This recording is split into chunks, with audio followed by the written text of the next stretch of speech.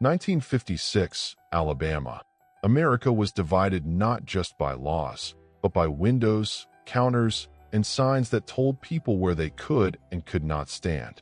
This powerful photograph by Gordon Parks captures a black family ordering ice cream, not from the brightly lit, white counter, but from the small, labeled side marked colored. A simple treat becomes a symbol of injustice, childhood innocence colliding with the harsh reality of segregation.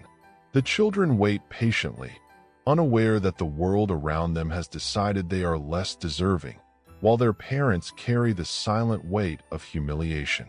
This image forces us to confront the everyday cruelty of Jim Crow America, where even something as sweet as ice cream was poisoned by hate. It is a haunting reminder of how ordinary moments reveal extraordinary truths about injustice and resilience. Christmas Eve, 1971.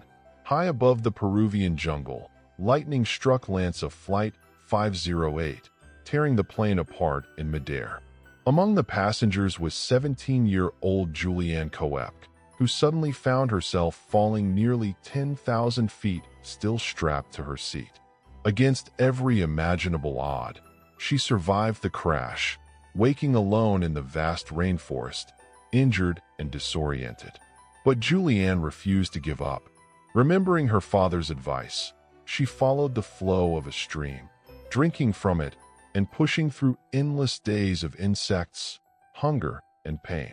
For 11 harrowing days, she wandered until she encountered loggers who carried her to safety. Her story is not just survival. It's a testament to human resilience, courage, and the will to live when fate offers only the slimmest chance. A true miracle carved into history. 1984, a moment frozen in time, long before one of these faces became one of the biggest stars in Hollywood. On the left, Ric Flair, the nature boy, already a wrestling legend with his trademark charisma and larger-than-life presence. Beside him stands a 12-year-old Dwayne Johnson, wide-eyed and smiling, pointing with pride. At the time, he was just the son of Rocky Johnson, growing up in the unpredictable world of professional wrestling. No one could have known that this boy would one day surpass the very icons he looked up to, becoming The Rock, a global superstar whose career stretched far beyond the ring. This photograph is more than just a fan moment. It's a bridge between generations of legends, a reminder that greatness often begins with admiration and a dream. May 1922, Audrey Munson, once celebrated as America's first supermodel, faced a tragic fall from the heights of fame. She had been the muse for countless sculptures and paintings, her face and figure immortalized in stone and canvas across the nation. But behind the beauty was a life unraveling. At just 30 years old, burdened by scandal, fading opportunities, and personal despair, Audrey attempted suicide. She survived, but her struggle with mental illness led her to spend the rest of her life confined in an asylum. She would live in obscurity for over 7 decades, dying in 1996 at the age of 104, long forgotten by the world that once idolized her. This story is not only about glamour, but about the fragility of fame, and how even legends can be left behind when the lights go out. San Francisco, 1918. The Spanish flu was ravaging the world, killing millions, and cities across America scrambled to enforce mask mandates as their first line of defense. This photograph captures a defiant moment, a man being arrested by an officer for refusing to wear his mask. To some, masks felt like an infringement on freedom. To others, they were a desperate shield against an invisible killer. The tension between public safety and personal choice boiled over into what became known as the Anti-Mask League protests. Looking at this image today, it feels eerily familiar, a reminder that history often repeats itself, and that in times of crisis, societies are forced to confront the same questions of responsibility, resistance, and survival. 1969, behind the Iron Curtain, advertising looked very different from the neon dazzle of the West. yet it still carried a striking charm. This Hungarian refrigerator ad captures two glamorous women in fur coats posing with a brand new appliance, blending everyday practicality with a touch of theatrical allure. The fridge itself, modest in size, symbolizes modern comfort, fresh food, cold drinks, a promise of convenience in a world still recovering from war and living under socialism. But the presentation is bold, almost surreal, elegance and luxury wrapped around a simple kitchen necessity. It's a glimpse into how consumer culture seeped even into Eastern Europe, where style met utility in unusual ways. More than just an ad, this image reflects the universal dream of progress, a reminder that innovation and aspiration know no borders. July 18, 1969, Chappaquiddick Island, Massachusetts. Just before midnight, Senator Ted Kennedy and 28-year-old Mary Jo Kopech left a party together. Minutes later, Kennedy's car veered off a narrow bridge, plunging into the dark waters below. Kennedy escaped, but Mary Jo remained trapped inside the vehicle, drowning as the car sank. Hours passed before authorities were notified, and by then, it was far too late. The incident became one of the most infamous scandals in American politics, raising questions of power, privilege, and accountability. For Kennedy, it cast a shadow that would follow him for the rest of his career. For Mary Jo, it was the end of a young life filled with promise.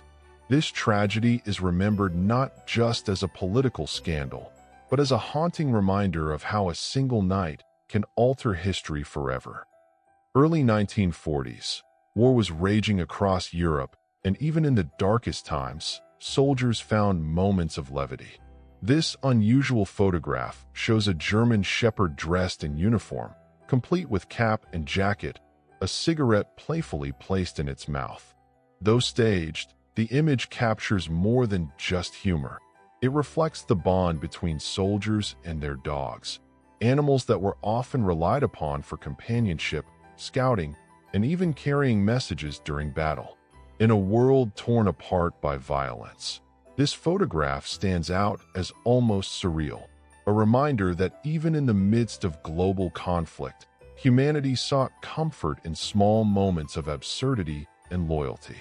A playful snapshot, yet one framed against the backdrop of one of history's darkest wars. In the quiet town of Plainfield, Wisconsin, investigators in 1957 uncovered horrors that would scar American history forever. Ed Gain, later known as the Butcher of Plainfield, lived in a farmhouse that looked ordinary from the outside, but inside was a nightmare. This haunting collage shows the artifacts found: masks made from human skin, bowls fashioned from skulls, gloves of flesh, and furniture upholstered with remains. Gain admitted to grave robbing and creating grotesque objects from the bodies he unearthed, blurring the line between reality and terror. His crimes shocked the nation and inspired some of the most infamous characters in film and literature, from Psycho's Norman Bates to the Texas Chainsaw Massacre's Leatherface. These images remind us that true horror doesn't always come from fiction. It can live hidden behind the closed doors of an isolated farmhouse. 1920s, an era of jazz, speakeasies, and a daring new spirit of modernity. This striking portrait is one of the rare SFW examples from photographer Alfred Cheney Johnston, who became famous for capturing the beauty and allure of the Ziegfeld Follies showgirls. Johnston's work blended glamour with art, creating images that were sensual yet elegant, pushing the boundaries of what was acceptable in photography at the time. His mastery of light and shadow elevated these portraits beyond mere publicity shots. They became timeless studies of confidence, style, and femininity. After his death, thousands of his images were discovered, revealing just how vast and meticulous his archive was. This particular photograph, with its pearls, drapery, and poised grace, is not just about beauty. It embodies the roaring 20s boldness, when performance, fashion, and photography collided to create icons of an unforgettable age. 1944. On the Eastern Front, the tide of war was turning. This Soviet propaganda poster delivers a chilling message. Endless rows of German soldiers march obediently forward, only to collapse into grave markers, their rifles transforming into crosses that fill a frozen battlefield. At the front, a looming figure of Adolf Hitler points the way, not to victory, but to death in the merciless Russian winter. The artwork was designed to capture both the futility of the Nazi advance and the inevitability of their destruction in the East, where millions of lives were lost to brutal combat and unforgiving conditions. More than just propaganda, this image reflected a bitter truth. For many German soldiers, Hitler's orders meant not conquest, but a one-way march into the snow, swallowed by the vastness of Russia. China, 1880. This haunting photograph captures three women restrained in a kang, a wooden punishment device used for public humiliation. Heavy and immobilizing, the kang forced prisoners to carry its weight around their necks, making even the simplest tasks, eating, moving, resting, agonizing.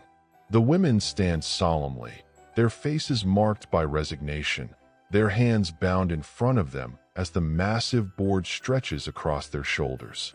This form of punishment wasn't just about restricting the body. It was designed to shame, displaying offenders in the open for all to see.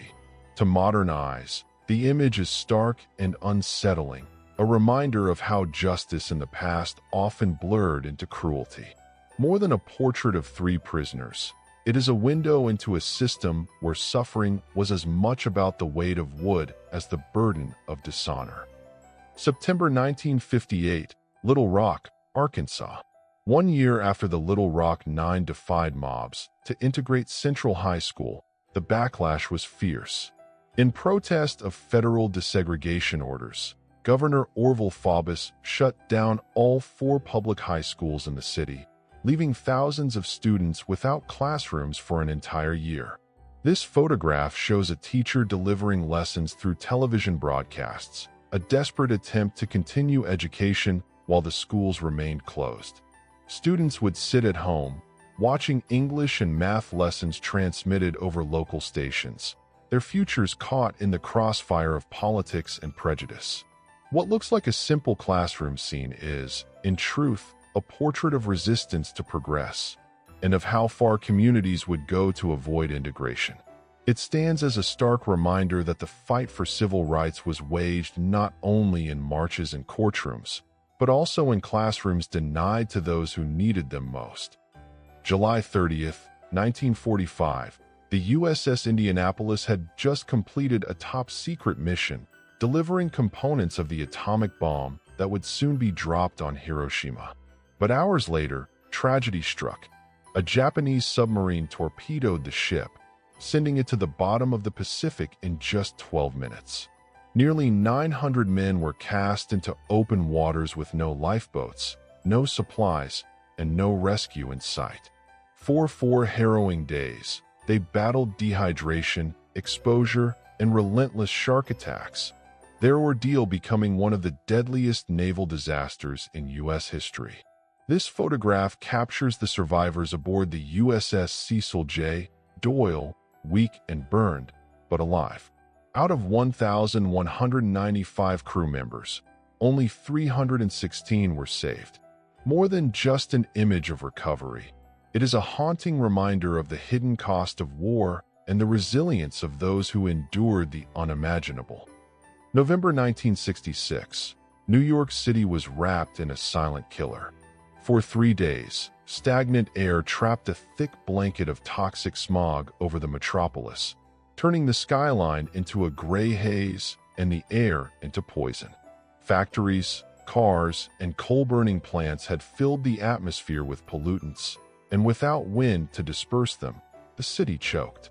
Hospitals overflowed as people struggled to breathe, and by the time the skies cleared, 168 lives had been lost. This disaster shocked the nation, exposing the deadly consequences of unchecked industrial growth and urban pollution. More than just a weather anomaly, the smog crisis became a wake-up call, fueling the push for stronger environmental protections and paving the way for the Clean Air Act. It remains a grim reminder of how fragile the balance is between human progress and the air we all depend on. Georgia, 1935. This rare photograph captures the final visit of Joseph Stalin to his mother, Kiki Geladze. Sitting beside him are two powerful figures of the Soviet elite: Lavrentiy Beria, Stalin's feared secret police chief, and Nestor Lakoba, the Abkhazian leader who at the time enjoyed Stalin's trust. The image feels deceptively intimate, a simple family dinner, but beneath it lies a chilling truth. Stalin, by then the unchallenged ruler of the Soviet Union, had already unleashed purges, forced collectivization, and policies that caused millions of deaths. His strained relationship with his mother reflected his own contradictions. The son of a poor Georgian family who had risen to absolute power, yet whose humanity seemed to erode with each passing year. Within just a few years, Lakoba would be dead, poisoned on Beria's orders, another casualty of Stalin's brutal circle. This photograph freezes a moment where family, loyalty, and fear sat together at the same table. 1940.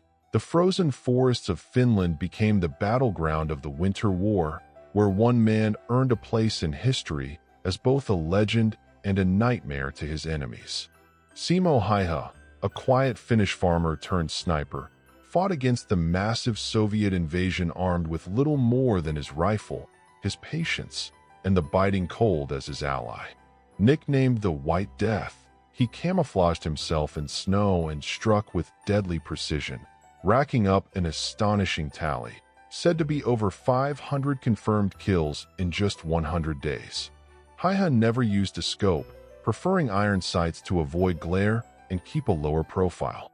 To the Soviets, he became a ghost they could never catch. To his fellow Finns, a symbol of resistance and survival.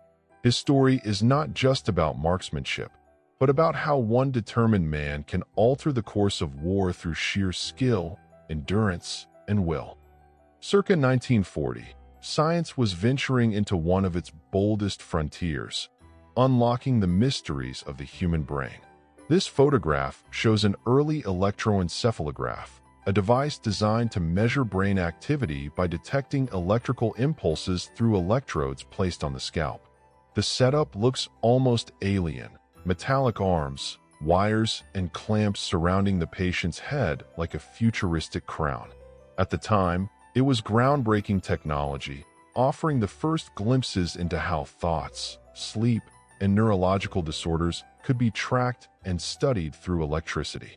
Though primitive compared to modern EEG machines, these experiments laid the foundation for advances in neuroscience, psychiatry, and medicine. What seems eerie and intimidating today was, in its moment, a revolutionary step toward understanding the very organ that defines human identity, the brain. 1880, a young Winston Churchill, just 6 years old, poses with his aunt, Lady Leslie. Long before he became the indomitable prime minister who would lead Britain through its darkest hour, Churchill was simply a boy from an aristocratic family, often described as restless, curious, and difficult to manage. This rare photograph captures him in childhood innocence, unaware of the monumental role he would one day play in history. At this moment, he was not yet the statesman, the orator, or the wartime leader, but a child growing up in the shadow of privilege and expectation. Looking back, the image feels almost prophetic. The boy whose stubbornness and willpower, traits that frustrated his teachers and parents, would one day define his strength against tyranny. A quiet portrait of a child, yet a glimpse at the early life of a man who would help shape the 20th century.